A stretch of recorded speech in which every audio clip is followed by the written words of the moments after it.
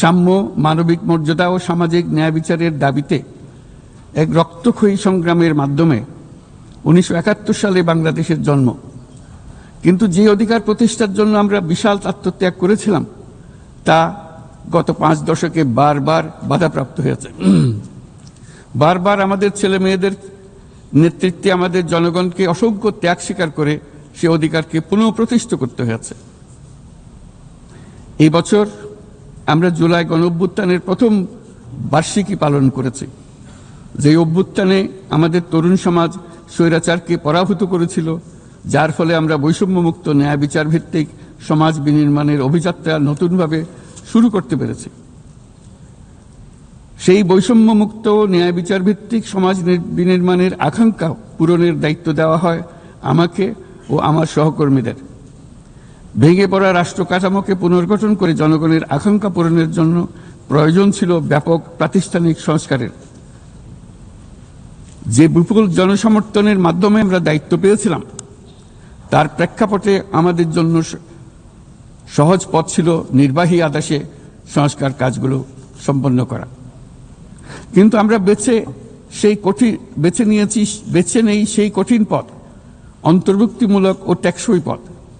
আমাদের লক্ষ্য ছিল ক্ষমতার ভারসাম্যপূর্ণ একটি গণতান্ত্রিক রাষ্ট্র কাঠামো গড়ে তোলা, যেখানে আর কোনো স্বৈরশাসকের আবির্ভাব হবে না।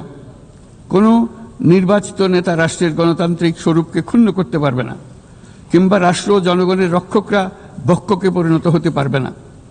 শাসন ব্যবস্থা, বিচার বিভাগ, নির্বাচন ব্যবস্থা, জনপ্রশাসন, আইন শৃঙ্খলা রক্ষা, দুর্নীতি বিরোধী কার্যক্রম, নারী অধিকার সহ সকল জাতীয় গুরুত্বপূর্ণ ক্ষেত্রে প্রয়োজনীয় সংস্কার করার জন্য আমরা 11টি স্বাধীন সংস্কার কমিশন প্রতিষ্ঠা করি।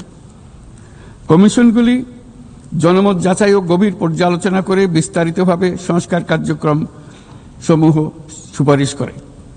এই সংস্কার সুপারিশগুলো টেকসইভাবে বাস্তবায়নের জন্য আমরা একটা জাতীয় ঐক্যমত্য কমিশন গঠন করি, যারা 30টিরও বেশি রাজনৈতিক দল ও জোটকে নিয়ে এই আলোচনায় বসে।